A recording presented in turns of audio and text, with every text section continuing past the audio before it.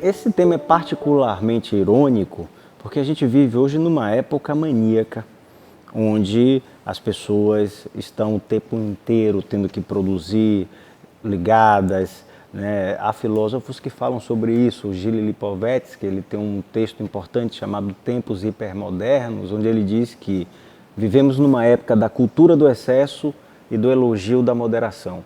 Ou seja, é preciso estar mais na moda que a moda, ser mais jovem que o jovem, e isso é algo que de alguma forma converge com os primeiros sintomas de um quadro maníaco, quando a pessoa está o tempo inteiro acelerado psiquicamente, acelerado mentalmente, disposto.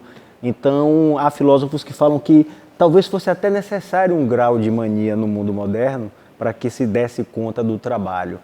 Mas o que nós percebemos na prática clínica é que essa é uma visão romântica.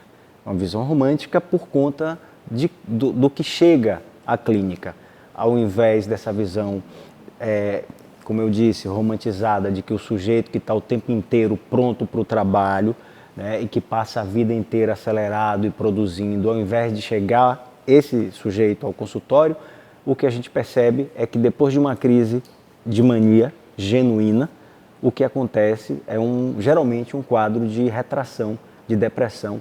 A pessoa tem dificuldade a retornar ao trabalho, tem dificuldade a pagar, digamos, a fatura dos excessos e das transgressões que a mania propõe.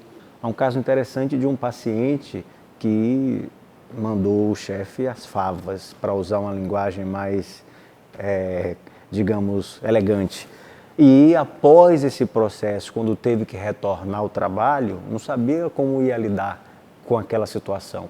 Não só o chefe, como todos os colegas de trabalho, né? E aí, como é que eu volto? Como é que eu encaro isso?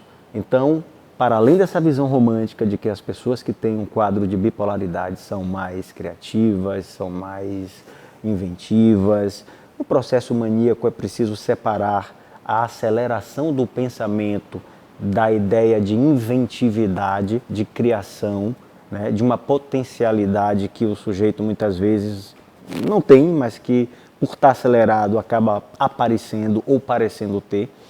É preciso separar essa ideia romântica da ideia do que, baseado na nossa clínica, a gente percebe na realidade. O que nós percebemos muitas vezes na nossa prática clínica é que pessoas que foram internadas após um episódio de mania, onde houve transgressão, houve ofensa com profissionais, com colegas, com familiares, retornam ao consultório com uma questão que as mobiliza. O que é que eu vou fazer com essa conta a ser paga? O que é que eu vou fazer com as questões que eu deixei em aberto, com as transgressões, com as ofensas, com tudo que muitas vezes o sujeito queria fazer, mas estava preservado na sua autocrítica e de alguma forma moderava isso. E com a perda da autocrítica no quadro de mania, muitas vezes isso vem à tona de uma forma muito violenta e é necessário se confrontar com isso. Então o processo terapêutico pós-crise é um processo muito delicado porque vai de alguma forma tocar em algo que o sujeito tinha velado, tinha guardado e que apareceu no processo maníaco numa forma de exposição plena.